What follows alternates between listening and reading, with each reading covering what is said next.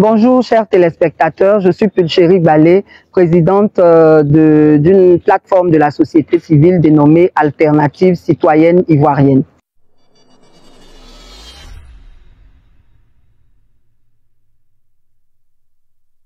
Je pense que la liberté d'expression n'est pas respectée en Côte d'Ivoire.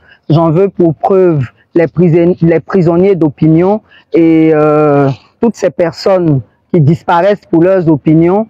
Et je pense que la liberté d'expression devrait être quand même encadrée, mais sans enfreindre aux droits. La dépendance de la Côte d'Ivoire vis-à-vis de la France est déplorable parce que cela a engendré le monopole de plusieurs entreprises et donc ce n'est pas pour les intérêts c'est négatif pour les intérêts du peuple parce que le monopole fait que ces entreprises-là traitent mal le peuple, elles appliquent des coûts qui ne nous arrangent pas, mais on n'a pas d'autre alternative. Donc, le fait de cette dépendance-là n'est pas bonne pour notre souveraineté parce qu'on nous impose trop de choses.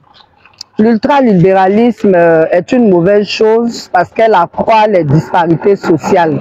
Et donc, les effets sur la vie quotidienne, c'est que c'est beaucoup plus les opérateurs économiques qui sont favorisés, les besoins et les aspirations du peuple ne sont pas prises en compte. Nous vivons la cherté de la vie et cette cherté de la vie là est due au fait que l'ultralibéralisme favorise les intérêts des entreprises et ces entreprises là sont tellement favorisées qu'elles marchent sur les intérêts du peuple et le gouvernement lui-même qui devait intervenir est composé même d'opérateurs économiques, donc du coup ils sont beaucoup plus avec ces opérateurs qui oppressent le peuple, puisque eux-mêmes ils en font partie, donc ils sont à la fois juges et partis, donc ils ne prennent pas de bonnes décisions en faveur du peuple, parce qu'ils gèrent leurs propres intérêts en tant que affairistes. Il faut rendre la justice saine. Il n'y a pas d'égalité des citoyens vis-à-vis de la justice. C'est celui qui a les relations, c'est celui qui a l'argent, qui a raison dans notre justice. Notre justice est instrumentalisée par l'exécutif.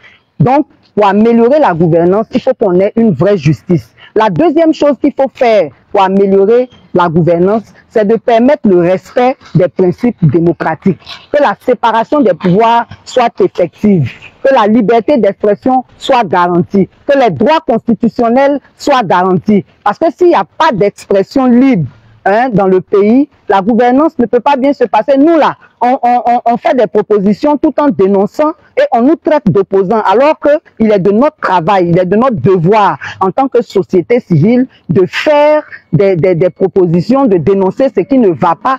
En tant qu'acteurs de la société civile, nous ne pouvons que déplorer la situation dramatique que les jeunes vivent. Le chômage ne fait que s'accroître parce que non seulement la corruption dont on parlait tout à l'heure, le népotisme dont on parlait tout à l'heure, se manifeste au niveau des concours. Il n'y a pas d'accès équitable aux concours. Maintenant, même les jeunes qui décident de se lancer dans l'entrepreneuriat ont aussi des problèmes parce qu'ils créent des entreprises, ils n'ont pas de marché. Ceux-mêmes qui sont au pouvoir ont des entreprises écrans qui font la concurrence déloyale à ces jeunes entrepreneurs-là.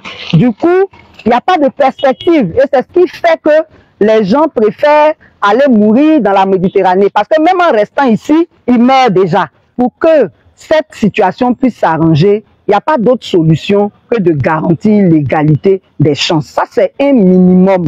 C'est un minimum. Les gens peuvent vouloir arranger leurs proches, mais pour ce qui est des concours, il y a un minimum d'équité à garantir pour que les gens puissent se donner des chances dans leur propre pays.